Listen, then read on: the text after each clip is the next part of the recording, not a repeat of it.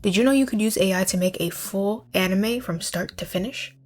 Let me show you how. So you're gonna wanna start with a story, obviously, and with that, you're gonna have your characters. Whenever I start generating anything, I always start with a character sheet. And the reason for that is to make sure I can maintain consistency throughout my generations by referencing that character sheet. You can decide how many angles are necessary to show all the parts of your character. Some characters have more complex hairstyles, have more complex features that need multiple angles. But for a majority of characters, especially if it's a simple animated or cartoon character, you'll probably be well off with just a forward-facing angle, profile side angle, left and right, a back angle, and if necessary, maybe a couple 3/4 angle views of the character as well. Another thing you might want to generate would be a prop sheet. In the same sense, you want to generate multiple angles of your prop to make sure that it's consistent when you are generating. So what you're going to want to do is to go into whatever platform allows you to generate images,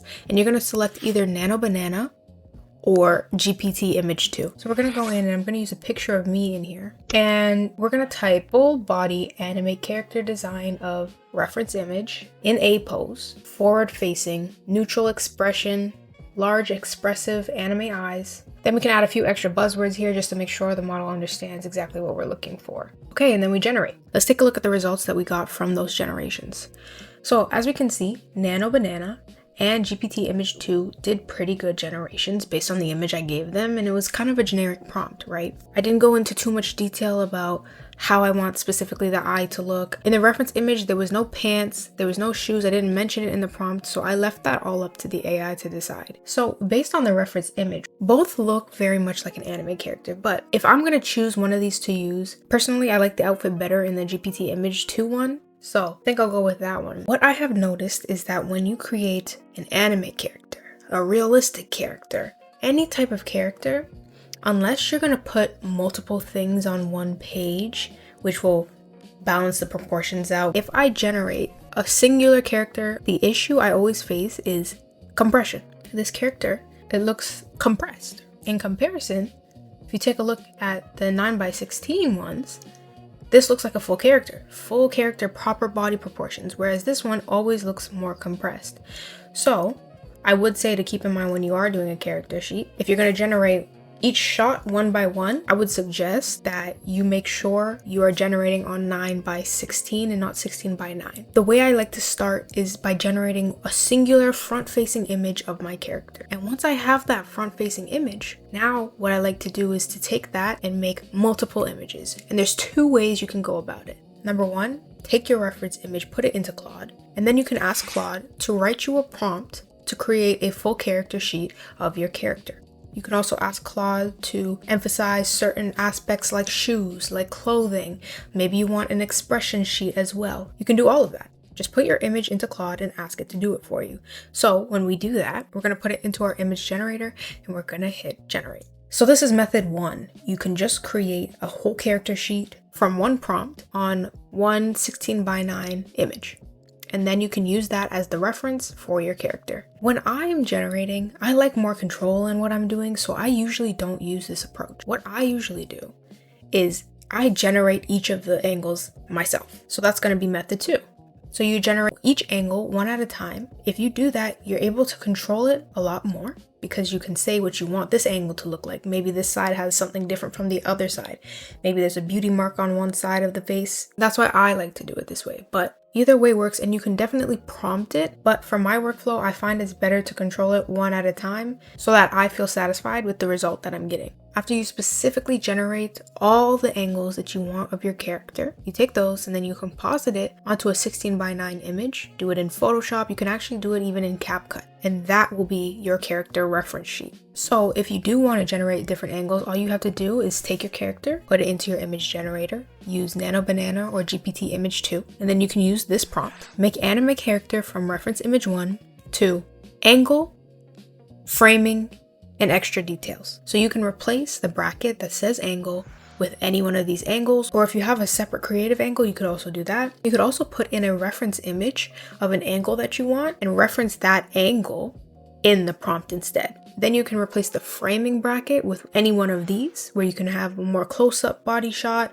head to toe, just the head, whatever you're looking to generate for your character. And then you can replace the extra details with whatever extra things you want to add to your character that only appears on a different angle. So we're going to do one together.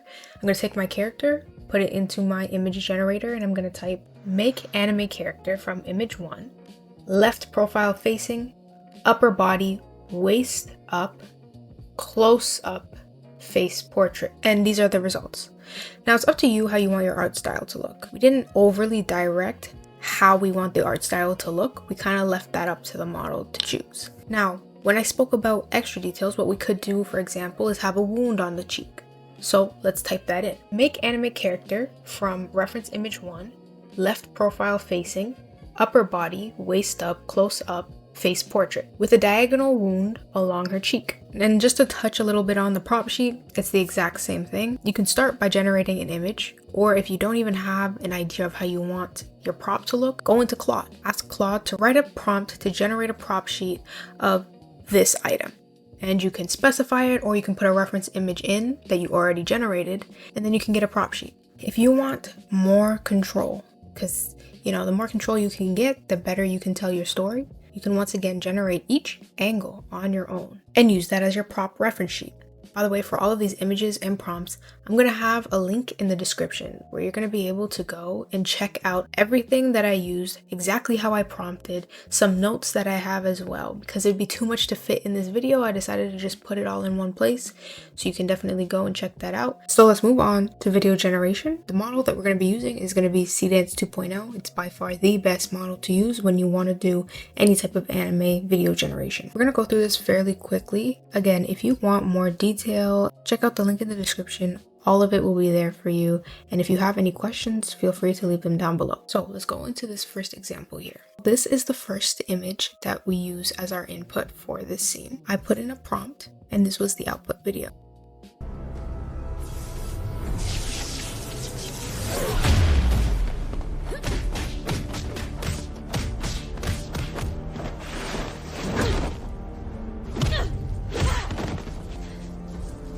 This is the basic way to go about it. Take your reference image that you want to input and you put it into Claude. And if you don't have a reference image, you also don't need it. The main thing is you go into Claude and using your own natural language. I actually like to turn on dictation and just speak my idea. I ask Claude, turn my idea into a prompt for an anime style scene, and then completely using natural language explaining how I want the scene to be. Now we're going to move on to this example. So for this one, I went into 11 Labs and generated an audio so that I can show you how you can create dialogue in your scenes. The way I approach it is usually by using my own voice to record exactly what I want the character to say, and then changing the voice to the character that I want it to sound like. The reason I do that is because you're able to have certain cadence and nuance in the way that you say things that adds to the scene, whereas it's harder to control at this point in time just by typing it in as a prompt in 11 Labs. Either way works. I wanted to have more control of how the audio sounds,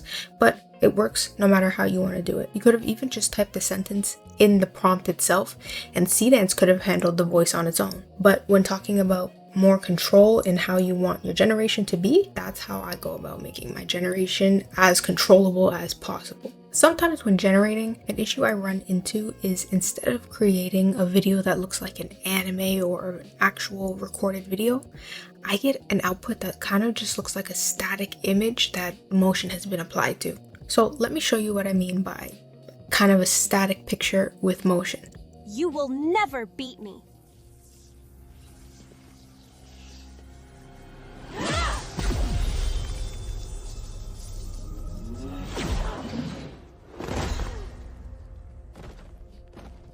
The beginning of that scene kind of felt like a moving picture. What I tend to like to do to get past this type of issue is in my prompt, I kind of give up the first 1 second. So I use a timestamp in the prompt. The first 1 second of the scene, I write static shot. After that, I know I have 14 seconds of the scene that I can completely control. So I will say static shot in the beginning, and then boom, switch the camera angle, and then I can say what I want it to look like, right?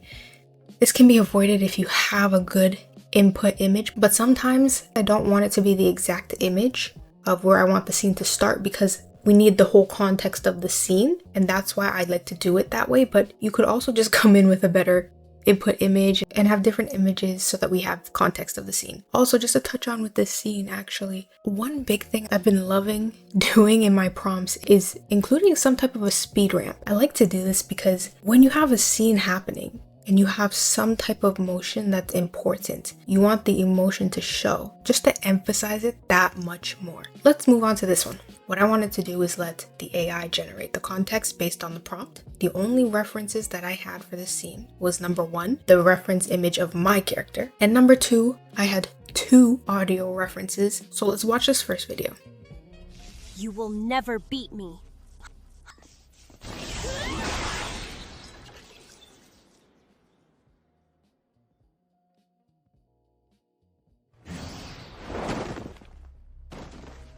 What you can do after you generate a scene, and you already put audio in the scene, you can then take the scene, add it as a reference video in the next scene that you want to create, and continue off of that. What I tend to like to do is to write continue from the end of reference video 1, and then I type all the things that I want in there. But let's check out what actually happened.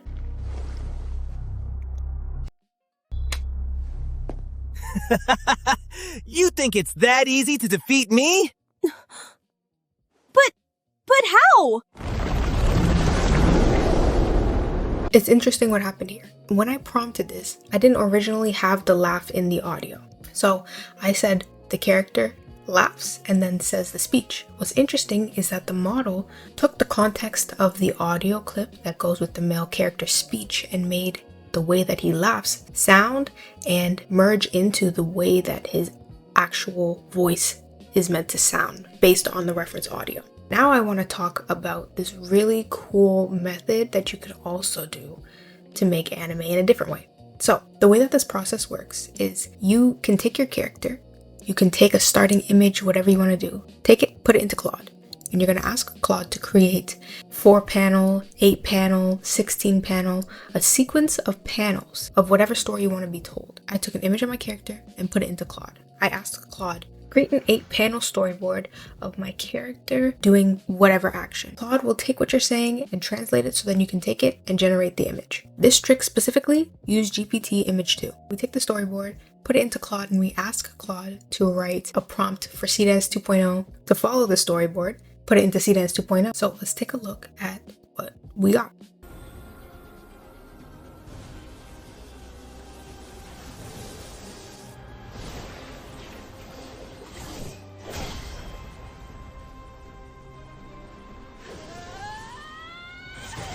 This is really cool because you can get a lot of control when you do it this way. Just like when you create your character sheet, you can create the panels one at a time and have that much more control. Or maybe you don't like a certain panel, you take the panel, you put it back into your image generator and you say, fix panel 2 to be this. Now let's talk about a specific style of animation, which if you watch anime, you know that this type of thing happens.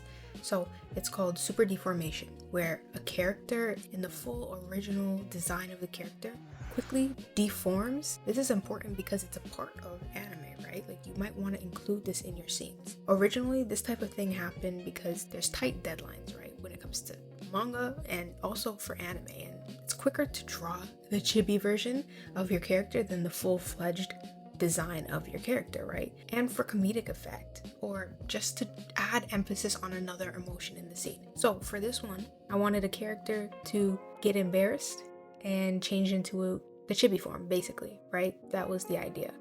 So let's take a look. I can't believe she's wearing that again.